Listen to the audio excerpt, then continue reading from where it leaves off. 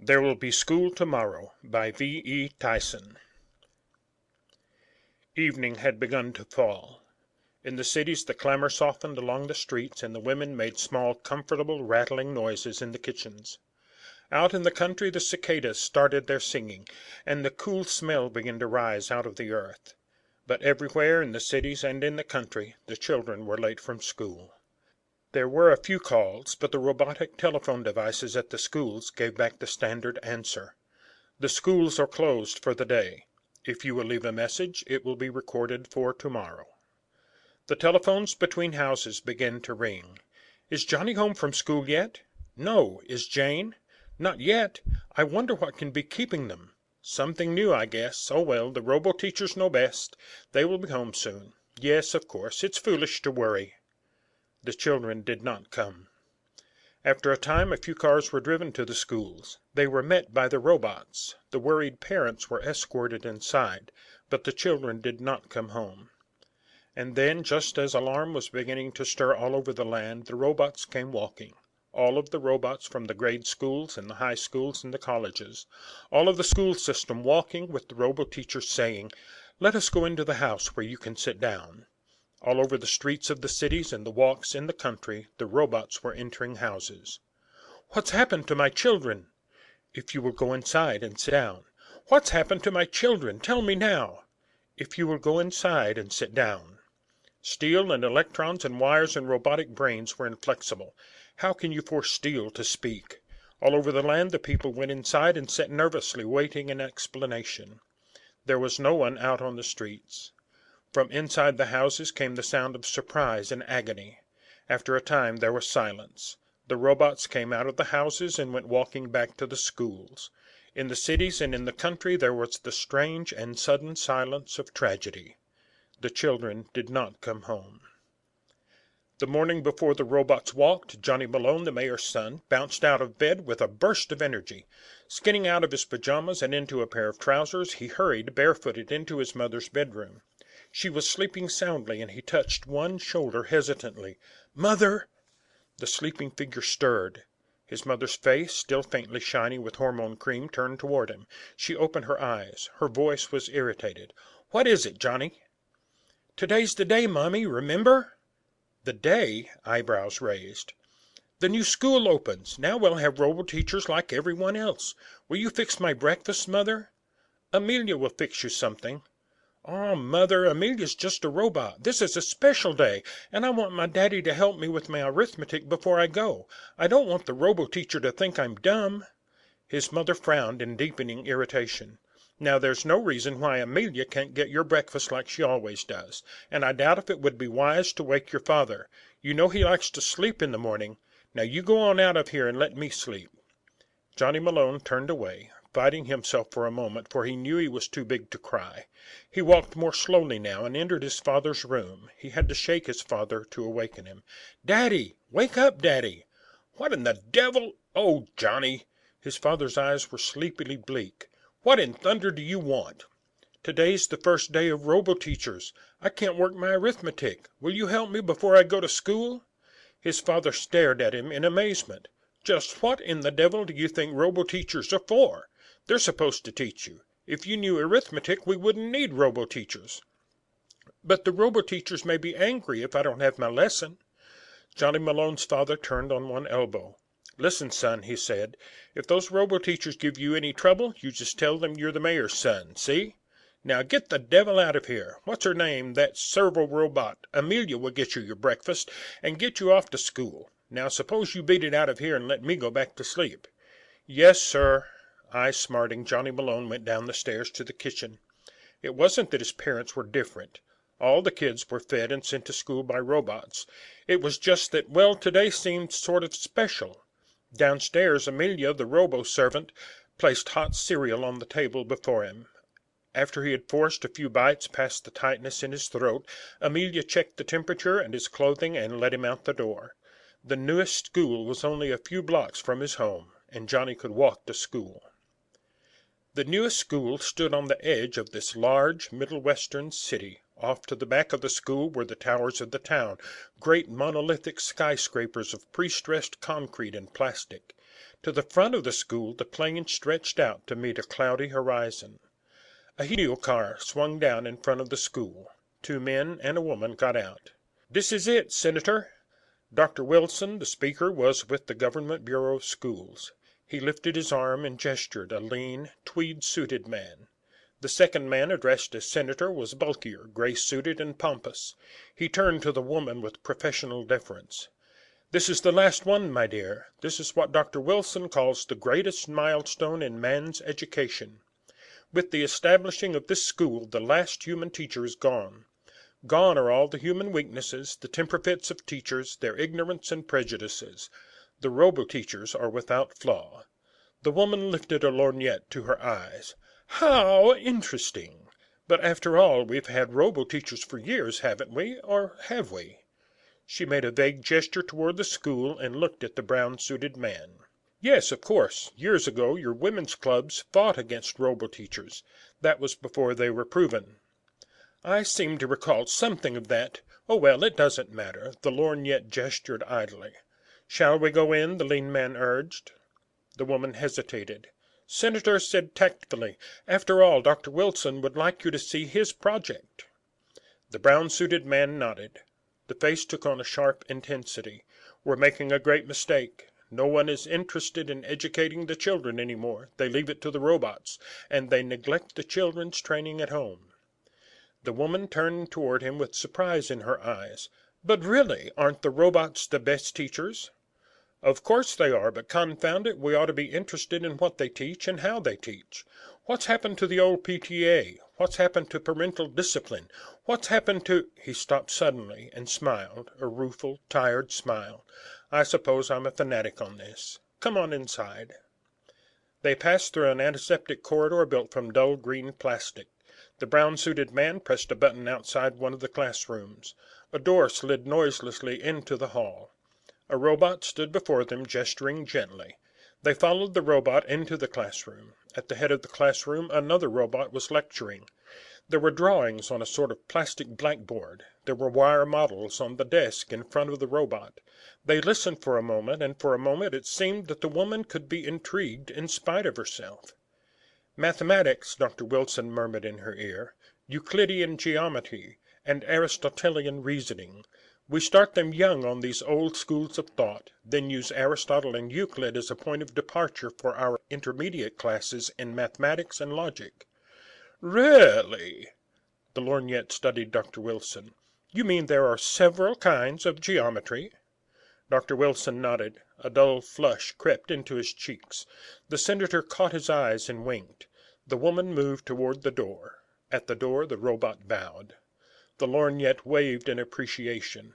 "It's really been most charming."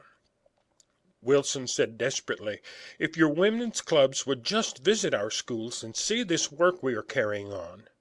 "Really, I'm sure the robots are doing a marvelous job. After all, that's what they were built for." Wilson called, "Socrates, come here." The robot approached from his position outside the classroom door. "Why were you built, Socrates? Tell the lady why you were built." A metal throat cleared. A metal voice said resonantly, "We were made to serve the children. The children are the heart of a society. As the children are raised, so will the future be assured.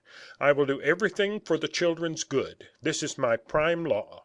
All other laws are secondary to the children's good. Thank you, Socrates. You may go." Metal footsteps retreated. The lorgnette waved again. "Very impressive, very efficient. And now, Senator, if we can go. We are to have tea at the Women's Club. Varden is reviewing his newest musical comedy." The senator said firmly, "Thank you, Dr. Wilson."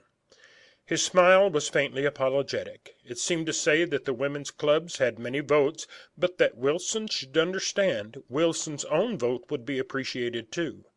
Wilson watched the two re-enter the helicopter and rise into the morning sunshine. He kicked the dirt with his shoe and turned to find Socrates behind him. The metallic voice spoke. "You are tired. I suggest you go home and rest." "I'm not tired. Why can they be so blind, so uninterested in the children?" "It is our job to teach the children. You are tired. I suggest you go home and rest." How can you argue with metal? What can you add to a perfect mechanism designed for its job and integrated with 100 other perfect mechanisms? What can you do when 1,000 schools are so perfect they have a life of their own, with no need for human guidance, and most significant, no failures from human weakness? Wilson stared soberly at this school, at the colossus he had helped to create. He had the feeling that it was wrong somehow, that if people would only think about it, they could find that something was wrong. You are tired. He nodded at Socrates. Yes, I am tired. I'll go home. Once on the way home, he stared back toward the school with strange unease. Inside the school there was the ringing of a bell. The children trooped into the large play area that was enclosed in the heart of the great building. Here and there they began to form in clusters. At the centers of the clusters were the newest students, the ones that had moved here, the ones that had been in the robot schools before. Is it true that the robot teachers will actually spank you? It's true, all right. You're kidding. It's only a story like Santa Claus or Johnny Appleseed. The human teachers never spanked us here. The robots will spank you if you get out of line. My father says no robot can lay a hand on a human. These robots are different. The bell began to ring again. Recess was over. The children moved toward the classroom. All the children except one, Johnny Malone. Husky Johnny Malone, 12 years old, the mayor's son. Johnny Malone kicked at the dirt. A robot prompter approached. The metallic voice sounded. The ringing of the bell means that classes are resumed. You will take your place, please. I won't go inside. You will take your place, please. I won't. You can't make me take my place. My father is the mayor. The metal voice carried no feeling. If you do not take your place, you will be punished. You can't lay a hand on me. No robot can. The robot moved forward. Two metal hands held Johnny Malone. Johnny Malone kicked the robot's legs. It hurt his toes. We were made to teach the children. We can do what is necessary to teach the children. I will do everything for the children's good. It is my prime law. All other laws are secondary to the children's good. The metal arms moved. The human body bent across metal knees. A metal hand raised and fell, flat, very flat, so that it would sting and the blood would come rushing, and yet there would be no bruising, no damage to the human flesh. Johnny Malone cried out in surprise. Johnny Malone wept. Johnny Malone squirmed. The metal ignored all of these. Johnny Malone was placed on his feet. He swarmed against the robot, striking it with small fists, bruising them against the solid smoothness of the robot's thighs. You will take your place, please. Tears were useless. Rage was useless. Metal cannot feel. Johnny Malone, the mayor's son, was intelligent. He took his place in the classroom. One of the more advanced literature classes was reciting. The robo-teacher said metallically, "The weird sisters, hand in hand, posters of the sea and land, thus do go about, about. Thrice to thine, and thrice to mine, and thrice again to make up 9. Peace, the charm's wound up." Hands shot into the air. The metallic voice said, "Tom?" "That's from Shakespeare's Macbeth." "And what is its meaning?" "The weird sisters are making a charm in the beginning of the play. They have heard the drum that announces Macbeth's coming." "That is correct." A new hand shot into the air. "Question, teacher. May I ask a question?" "You may always ask a question." "Are witches real? Do you robots know of witches? And do you know of people? Can a robo-teacher understand Shakespeare?" The thin metal voice responded. "Witches are real and unreal. Witches are a part of the reality of the mind, and the human mind is real. We robo-teachers are the repository of the human mind. We hold all the wisdom and the knowledge and the aspirations of the human race. We hold these for you, the children, in trust. Your good is our highest law. Do you understand?" The children nodded. The metallic voice went on. "Let us return to Macbeth for our concluding quotation.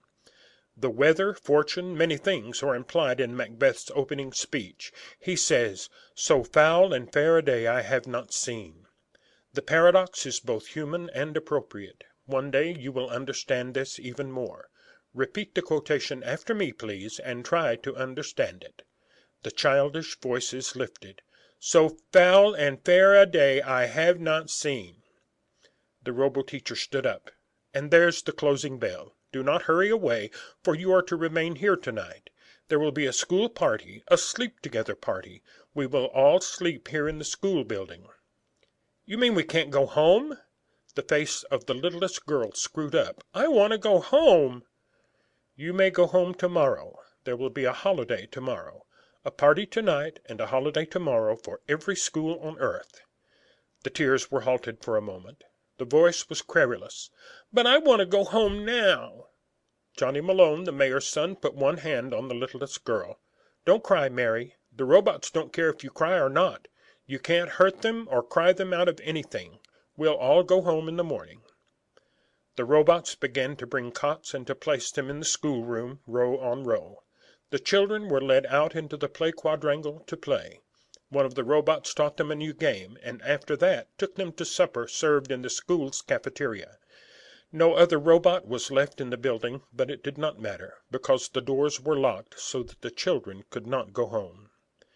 The other robots had begun to walk out into the town, and as they walked, the robots walked from other schools in other towns. All over the country, all over the towns, the robots walked to tell the people that the children would not be home from school, and do what had to be done. In the schools, the robo-teachers told stories until the children fell asleep. Morning came. The robots were up with the sun. The children were up with the robots.